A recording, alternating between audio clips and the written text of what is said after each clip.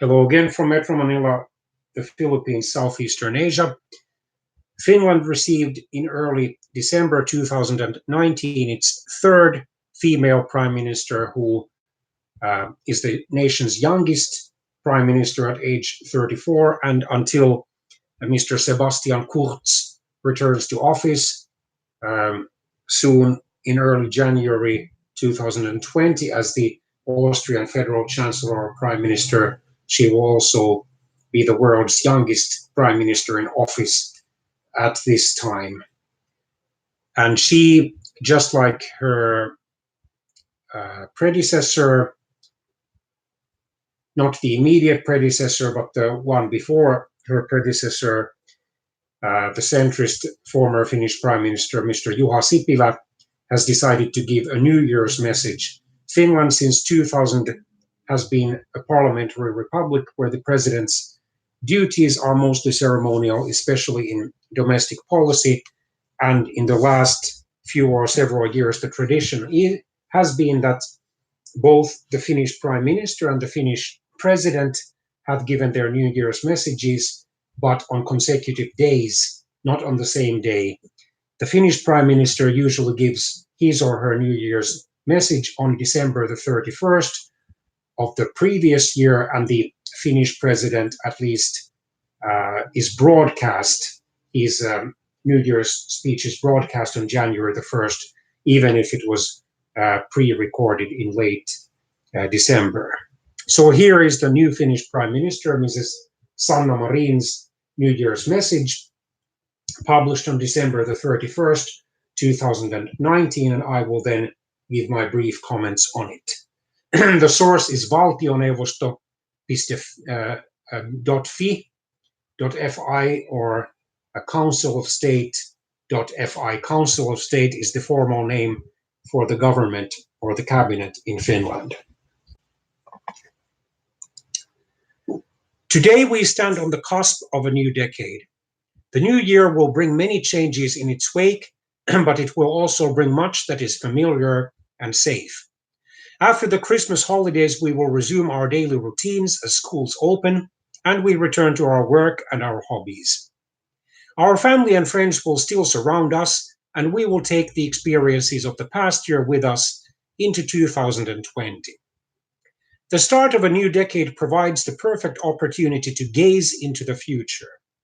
However, at the same time, we would do well to pause for a moment to look back, to consider how Finland has grown over the generations into the country we know today. Finland's strength lies in its people and their knowledge. We have survived because of our desire and ability to learn. We have risen from modest beginnings to become one of the most highly educated and skilled nations in the world. This was the secret of our success yesterday. This will remain the key to our success tomorrow. That is why we must have the courage to keep investing in people and knowledge. We must dare to create something new. In a rapidly changing world, simply reworking old recipes is not good enough.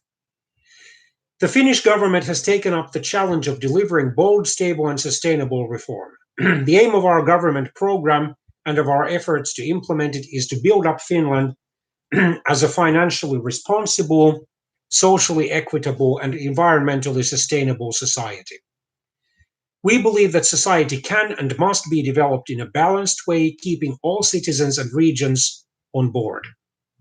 We are aiming to achieve economic sustainability by strengthening employment.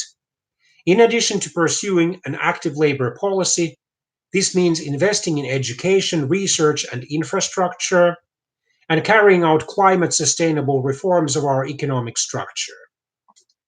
A great deal depends on global economic developments. Finland is a sparsely populated country on the edge of Europe, with an economy that relies heavily on exports. The government is not omnipotent, but it can do its part. A stable and predictable operating environment is essential for companies. We need to avoid purely reactive policies while responding to cyclical changes. Indeed, this is the approach we adopted in the national budget for the next year, which is mildly expansionary, in other words, stimulating, in view of slowing growth. We are aiming for social sustainability by reinforcing basic security and services. As of the beginning of 2020, the smallest pensions will rise, increases in basic security, meaning social security, will enter into force, funding for education and training will increase at all levels, and financing of basic services will be strengthened. Equal rights for all children to full-time early childhood education and care will be restored, and group sizes in child care will be reduced. As of January, low-income pensioners will have more euros to live on. The pensions of more than 600,000 Finns will increase. 70% of Finns will enjoy a higher disposable income. With the repeal of the activation model, unemployed job seekers will be able to focus on looking for work without having to worry about losing income. The strength of a society is measured not by the wealth of its most affluent members, but by how well its most vulnerable citizens are able to cope. The question we need to ask is whether everyone has the chance to lead a life of dignity. We are seeking to attain environmental sustainability by doing our part in mitigating climate change and safeguarding biodiversity. We are committed to making Finland carbon neutral by 2035. We are entering a decade during which we must find solutions for combating climate change. This calls for decisions that reduce emissions and strengthen carbon sinks. We will rely on scientific data while taking account of the social and regional impacts of the solutions proposed. We will take climate action in Finland, but it is at least as important for us to contribute to halting global warming on an international scale. Climate change knows no state boundaries. Every country must do its part.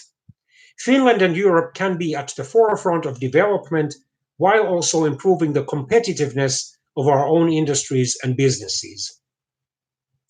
There is enormous demand and a huge market for new climate technology. Will our country have the bold pioneering spirit needed to prosper? This has been a busy and eventful year. Notably, in 2019, we conducted national and European parliamentary elections and held the presidency of the Council of the European Union.